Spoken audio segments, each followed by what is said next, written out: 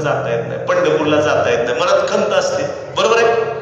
एसटीने कसं जावं, चालत कसं जावं, गुडघं दुखत्यात, कसं जायचं असं वाटत राहतं. बरोबर आहे. जरी प्रत्यक्षात जाता येत नसलं, मी तुम्हाला पंढरपूरला निघून आणतो.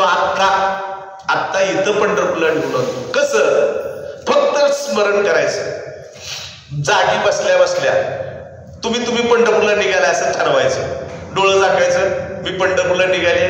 मोहच्या एसटी स्टँडवर एसटीत बसली आहे. एसटी पंढरपूरला पोचली. पंढरपूरला उतरली. मी पंढरपूरला उतरून मंदिराकडे चालले आहे. अगोदर काय दिसल मला? कळस दिसल. मंदिरात काय दिसल? कळस. त्या कळसाला बघायला आळस करायचा नाही. कळस बघायचा. कळस कुठनं बघितलाय? महाद्वारातनं. पुंडलिकापासूनच कळस दिसतो तुम्हाला. कळस बघितला, हळूहळू पुढे जायचं. पुढे काय दिसणार आहे मला? चोखोबाची समाधी आहे.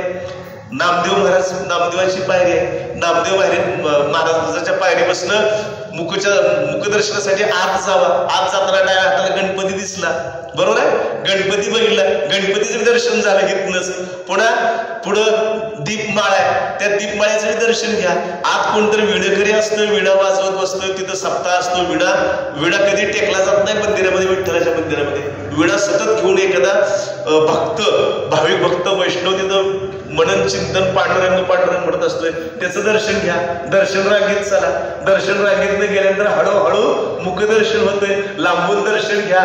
ते रूप सावळं रूप, किती तुळशी हार घातले, बाकीचे हार बघून पण तुळशी हार गमगमाट असतो नुसतं मंदिरामध्ये. किती छान वाटतं. मंदिराच्या गाभाऱ्यात गेल्यानंतर तुम्हाला प्रपंचातलं, घरचं, सुनचं, लेकाचं, जावयाचं आठवतं का काय तुम्हाला? गाभाऱ्यात गेल्यानंतर नुसतं डोळं भरून देव बाबा, डोळं भरून. किती साठवून घेईन त्याचं रूप, किती रूप साठवून मनात हृदयात ठेवून. मग आज जावा समोर अजून पायाच्या चरणाच्या दर्शनाला येतोय तोपर्यंतच आपण वळून एकमेकाच्या डोक्याच्या आडनं देवाचं दर्शन घ्यायला.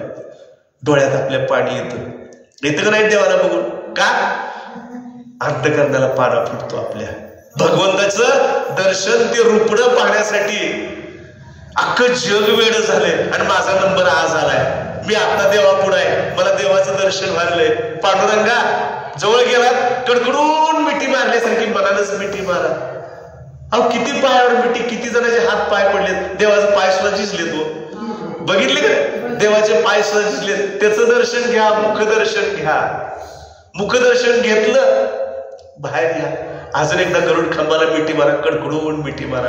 गरुड खांबापासून परत एकदा भगवंता म्हणून हाक मारा. आर्थ हाक मारा.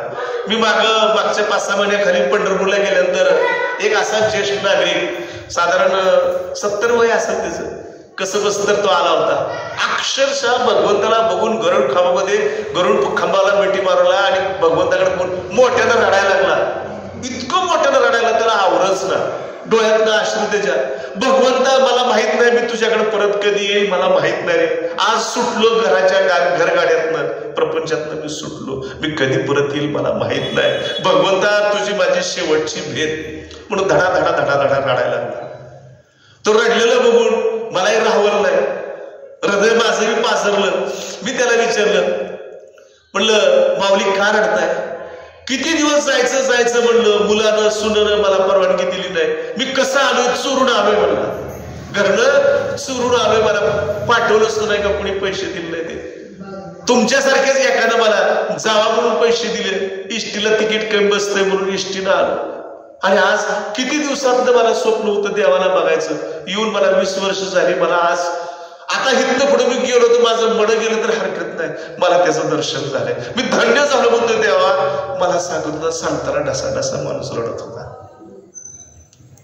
त्या भगवंताचं रूप पाहिल्यानंतर, त्याचं रूप पाहिल्यानंतर जे समाधान वाटतं. मग आता तुम्हाला जाता येत नाही ना.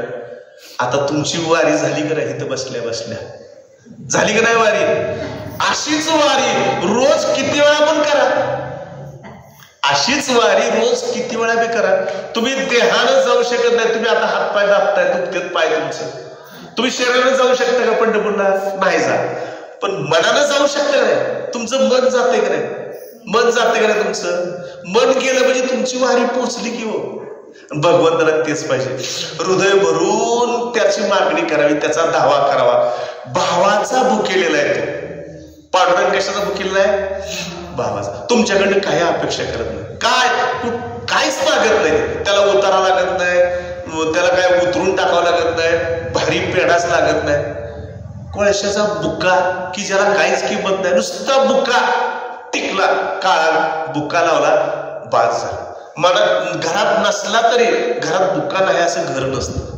प्रत्येकाच्या घरी बुक्का असतो. बुक्का लावा कपडाला, 5 मिनिटं बसा. आता जसं सांगितलंय तसंच जाऊन या पंढरपूरला. तुमचं घर बसल्या सुद्धा पांडुरंगाचं दर्शन असं झालं तरी सुद्धा तो तुमच्यापर्यंत येऊन तुम्हाला आशीर्वाद देऊन जात आहे. लक्षात घ्या. ह्याच्यासारखं दुसरं पवित्र काय नाही. प्रत्यक्षात जायलाच पाहिजे असं नाही, फक्त सतत धावा त्याचा असावा. भावाचा भुकेला भगवंत कुठे शोधिशी रावळी, कुठे शोधिशी म्हणते भगवंत. हृदयात भगवंत राहिला उपाशी. आपल्या हृदयातला भगवंत ही तो उपाशी आहे. बरेच जण काशी यात्रा, तीर्थयात्रा, आम्ही काशी केली, काशीला गेलो, सगळ्या यात्रा केल्या. त्या यात्रा केलेले सांगतात त्या यात्रेचं मोठेपण म्हणजे आम्ही मोठमोठ्या यात्रा केला ह्याचा पण गर्व लोकांना. असा गर्व असल्यानंतर तुम्ही तिथं भक्तीला गेलाय का गर्वाला गेलाय? बरं तिथे गेले तर लोक काय करतात, तिथं मग कुठं काशीला समजा अयोध्येला गेले, तिथं जाऊन काय करतात लोक, फोटो काढतात, सेल्फी काढायची आणि स्टेटसला ठेवायची, मोबाईलला टाकायची, आम्ही इथं आलोय, म्हणजे आम्ही इकडं आलोय देवाला. ह्याचा पण काय झाला, हा गर्व झाला काय? मग तुम्ही स्वतः तिथं गेला हे दाखवायला गेला का खऱ्या भक्तीनं देवाला भेटायला गेला? हे सगळ्यात महत्वाचं. एक वारकरी असा होता, शेतकरी. आषाढी वारी आषाढीच्या टायमाला आषाढी वारी चालू झाली आणि मगाच्या शेतकऱ्यासारखंच तो बिचारा घरातली जाऊ देत नव्हती, घरातली शेतीची कामं. आणि आषाढी वारी अगोदर चालू होती, जरा अगोदर लांबून मराठवाड्यात येणारी.